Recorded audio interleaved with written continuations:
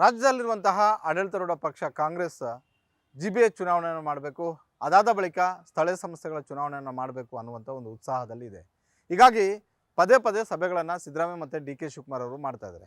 ಈ ನಡುವೆ ಜಾತ್ಯತೀತ ಜನತಾದಳವು ಕೂಡ ಮುಂದೆ ಬರುವಂತಹ ಚುನಾವಣೆಗಳಾಗಿರ್ಬೋದು, ಅದೇ ರೀತಿ ಜಾತ್ಯತೀತ ಜನತಾದಳದ ಶಾಸಕರು ಮಾಜಿ ಶಾಸಕರನ್ನು ಸೆಳೆಯುವಂತಹ ಕಾಂಗ್ರೆಸ್ ಸ್ಟ್ರಾಟಜಿ ಏನಿದೆ ಇದಕ್ಕೆ ಪ್ರತ್ಯುತ್ತರ ಕೊಡೋದಕ್ಕೆ ಒಂದಷ್ಟು ತಂತ್ರಗಾರಿಕೆಗಳನ್ನು ಮಾಡ್ತಾ ಇದ್ದಾರೆ.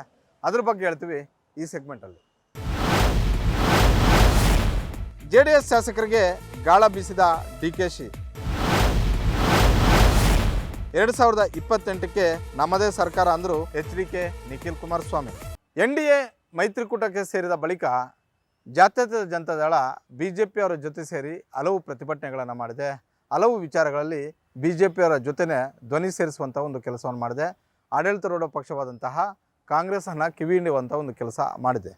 ಆದರೆ ಇತ್ತೀಚೆಗೆ BJP ಮತ್ತು JDS, ರಾಜ್ಯ BJP JDS ನಡುವೆ ತಾಳಮೇಳ ಸರಿ ಇಲ್ಲ. ಇದು ಪದೇ ಪದೇ ಚರ್ಚೆ ಆಗ್ತಿರುವಂಥ ಒಂದು ವಿಚಾರ. ಯಾಕಂತೇಳಿದ್ರೆ ಕೆಲ BJP ನಾಯಕರು ಹೇಳ್ತಾರೆ, ಮುಂದೆ ಬರ್ತಾ ಇರುವಂತಹ GBA ಚುನಾವಣೆ ಆಗಿರ್ಬೋದು, ಸ್ಥಳೀಯ ಸಂಸ್ಥೆಗಳ ಚುನಾವಣೆ ಆಗಿರ್ಬೋದು, ಅದೇ ರೀತಿ ಮುಂದೆ ಬರುವಂತಹ 2028ರ ವಿಧಾನಸಭಾ ಚುನಾವಣೆಯಲ್ಲಿ JDS ಮತ್ತು BJP ಮೈತ್ರಿ ಮಾಡಿಕೊಂಡೇ ನಾವು ಚುನಾವಣೆಯನ್ನು ಎದುರಿಸಬೇಕು. ಆ ಮುಖೇನ ನಾವು ಆಡಳಿತಾರೂಢ ಪಕ್ಷವಾದಂತಹ ಕಾಂಗ್ರೆಸ್ಸನ್ನು 80-90 ಸ್ಥಾನಗಳಿಗೆ ಸೀಮಿತ ಮಾಡಬೇಕು.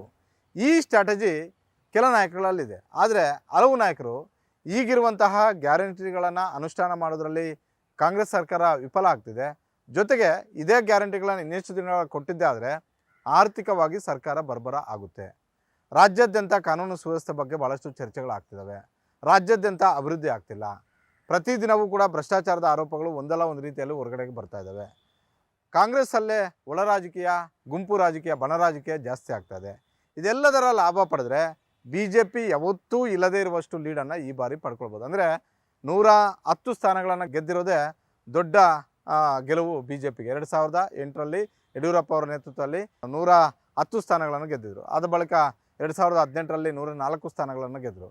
ಆದರೆ ಅವರ ಕೆಲವರ ಲೆಕ್ಕಾಚಾರದ ಪ್ರಕಾರ, ಅಂದರೆ ವಿಜೇಂದ್ರ ಅವರ ಬಣದ ಲೆಕ್ಕಾಚಾರದ ಪ್ರಕಾರ, ನಾವು ಸಲೀಸಾಗಿ ಈಗಿರುವಂಥ ಒಂದು ಪರಿಸ್ಥಿತಿಯಲ್ಲೇ ಕಾಂಗ್ರೆಸ್ ಅವರು ಹೋಗಿದ್ದೆ ಆದರೆ ಅವರನ್ನು 70-80ಕ್ಕೆ ನಿಲ್ಲಿಸ್ಬೋದು, ನಾವು ಆರಾಮಾಗಿ 120 ದಾಟ್ಬೋದು ಅನ್ನುವಂಥ ಒಂದು ಲೆಕ್ಕಾಚಾರದಲ್ಲಿದ್ದಾರೆ. ಹೀಗಾಗಿ ನಮಗೆ ಮೈತ್ರಿ ಅನಿವಾರ್ಯ ಮತ್ತು ಅಗತ್ಯತೆ ಇಲ್ಲ ಅನ್ನುವಂಥದ್ದನ್ನು ಆಗಿಂದಾಗೆ ಹೇಳ್ತಲೇ ಬರ್ತಿದ್ದಾರೆ. ಆದರೆ ಜಾತ್ಯತೀತ ಜನತಾದಳಕ್ಕೆ ಮೈತ್ರಿ ಭಾಳಷ್ಟು ಅನಿವಾರ್ಯ ಇದೆ, ಅಗತ್ಯವೂ ಕೂಡ ಇದೆ. ಹೀಗಾಗಿ ಇದನ್ನು ಮನವರಿಕೆ ಮಾಡಿಕೊಂಡಿರುವಂತಹ ಕುಮಾರಸ್ವಾಮಿ, ದೇವೇಗೌಡರು ಹಾಗೂ ನಿಖಿಲ್ ಕುಮಾರಸ್ವಾಮಿ ಮೂವರು ಕೂಡ ರಾಜ್ಯಾದ್ಯಂತ ಪ್ರವಾಸ ಮಾಡ್ತಾ ಇದ್ದಾರೆ ಪಕ್ಷವನ್ನು ಸಂಘಟನೆ ಮಾಡೋದಕ್ಕೆ. ಜೊತೆಗೆ ಮೈತ್ರಿಯಿಂದಲೇ ನಾವು ಚುನಾವಣೆಯನ್ನು ಎದುರಿಸಬೇಕು ಅನ್ನುವಂತಹ ಒಂದು ಲೆಕ್ಕಾಚಾರವನ್ನು ಇಟ್ಕೊಂಡು ಮುಂದೆ ಹೋಗ್ತಾ ಇದ್ದಾರೆ. ಹೀಗಾಗಿ GBA ಚುನಾವಣೆಗೆ ಬೆಂಗಳೂರಲ್ಲಿ ಎಲ್ಲ ಕಡೆಯೂ ನಾವು ಅಭ್ಯರ್ಥಿಗಳನ್ನ ಹಾಕಿ ಕೈ ಸುಟ್ಕೊಳ್ಳೋದಕ್ಕಿಂತಲೂ ಕೂಡ BJPಯ ರಾಷ್ಟ್ರೀಯ ಮಟ್ಟದ ನಾಯಕರನ್ನು ಒಪ್ಪಿಸಿ, ರಾಜ್ಯ ಮಟ್ಟದ ನಾಯಕರನ್ನು ಒಪ್ಪಿಸಿ ಅವರು ಎಷ್ಟು ಕೊಡ್ತಾರೋ ಅಷ್ಟು ಸ್ಥಾನಗಳನ್ನು ತೆಗೆದುಕೊಳ್ಳೋದು, NDA ನೇತೃತ್ವದಲ್ಲಿ GBAವನ್ನು ಅಧಿಕಾರವನ್ನು ಪಡೆಯೋದು. ಈ ಲೆಕ್ಕಾಚಾರ ದೇವೇಗೌಡರು, ಕುಮಾರಸ್ವಾಮಿ, ನಿಖಿಲ್ ಕುಮಾರಸ್ವಾಮಿ ಅವರು ಮಾಡ್ತಾಯಿದ್ದಾರೆ. ಹೀಗಾಗಿ GBA ಬಳಿಕ ಸ್ಥಳೀಯ ಸಂಸ್ಥೆಗಳ ಚುನಾವಣೆಯಲ್ಲೂ ಕೂಡ ಅದೇ ಫಾರ್ಮುಲಾವನ್ನು ಮಾಡಬೇಕು ಅಂತೇಳ್ಬಿಟ್ಟು ಲೆಕ್ಕಾಚಾರದಲ್ಲಿರುವಂತಹ ಈ ಮೂವರು ನಾಯಕರು ವಿಜೇಂದ್ರ ಅವರ ಬಣವನ್ನು ನೆಗ್ಲೆಕ್ಟ್ ಮಾಡಿ ಅಶೋಕ್, ಬಸವರಾಜ ಬೊಮ್ಮಾಯಿ, ಸೋಮಣ್ಣ ಸೇರಿದಂತೆ ಹಲವು ನಾಯಕರ ಸಂಪರ್ಕದಲ್ಲಿದ್ದಾರೆ. ಜೊತೆಗೆ BJP ಹೈಕಮಾಂಡನ್ನು ಮನವೊಲಿಸಿ ಆ ಮುಖೇನ ನಾವು ಅಧಿಕಾರದ ಗದ್ದುಗೆಯನ್ನು ಹಿಡಿಬೇಕು ಅನ್ನುವಂಥ ಒಂದು ಲೆಕ್ಕಾಚಾರದಲ್ಲಿದೆ. ಈ ನಡುವೆ JDS ನಾಯಕರಿಗೆ ಕಾಡ್ತಿರುವಂಥ ಒಂದು ಆತಂಕ ಏನು ಅಂತ ಹೇಳಿದ್ರೆ, ದೇವೇಗೌಡರು, ಕುಮಾರಸ್ವಾಮಿ, ನಿಖಿಲ್ ಕುಮಾರಸ್ವಾಮಿ ಮೂವರಿಗೂ ಕೂಡ ಕಾಡ್ತಿರುವಂಥ ಆತಂಕ ಏನು ಅಂತ ಹೇಳಿದ್ರೆ, DK ಶಿವಕುಮಾರ್ ಅವರು ಹಳೆ ಮೈಸೂರು ಭಾಗದಲ್ಲಿ ಒಕ್ಕಲಿಗ ಸಮುದಾಯದ ಪ್ರಭಾವಿ ಶಾಸಕರು ಮತ್ತು ಮಾಜಿ ಶಾಸಕರನ್ನು, ಮುಖಂಡರನ್ನು ಸೆಳೆಯುವಂತಹ ಒಂದು ಕೆಲಸವನ್ನು ಮಾಡ್ತಾಯಿದ್ದಾರೆ.